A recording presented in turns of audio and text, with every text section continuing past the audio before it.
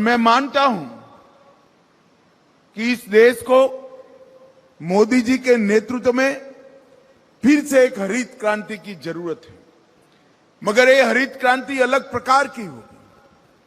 सिर्फ उत्पादन उसका लक्ष्य नहीं होगा। वो दिन चले गए कि गेहूं और चावल को विदेश से लाकर हमारे लोगों को खाना पड़ता था।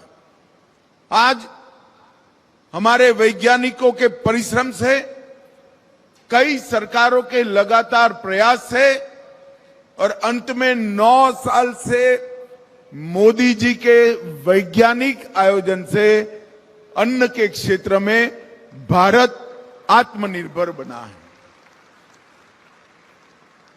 परंतु जब मैंने कहा कि एक नई हरित क्रांति की जरूरत है, वो हरित क्रांति का डायमेंशन होना चाहिए।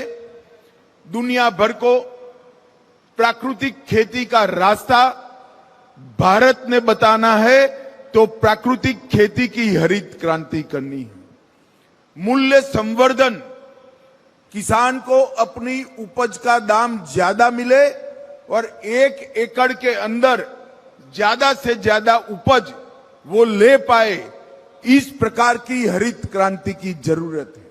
और ऑर्गेनिक प्रोडक्ट जो हमारा किसान, भारत का किसान उत्पाद करेगा, वो ऑर्गेनिक प्रोडक्ट का विश्व भर में बाजार ढूंढकर विश्व भर से संपत्ति भारत में लाने का काम ये हरित क्रांति ने करना है।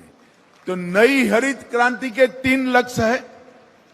उत्पादन के साथ साथ सिर्फ गेहूं और धान नहीं, हर क्षेत्र के खान पान की चीजों में, चाहे दलहन हो, तिलहन हो, इसमें आत्मनिर्भर बनना, ये पहला लक्ष्य है।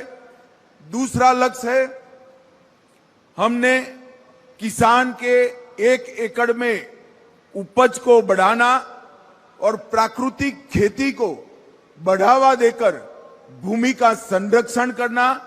और तीसरा लक्ष्य है, प्राकृतिक खेती से उपजे हुए धान, अनाज और अन्य उत्पादों को विश्व के बाजार में एक्सपोर्ट कर किसान के घर तक समृद्धि पहुंचाना। भारतीय जनता पार्टी की सरकार, नरेंद्र मोदी सरकार, ये तीनों लक्ष्य को समर्पित सरकार।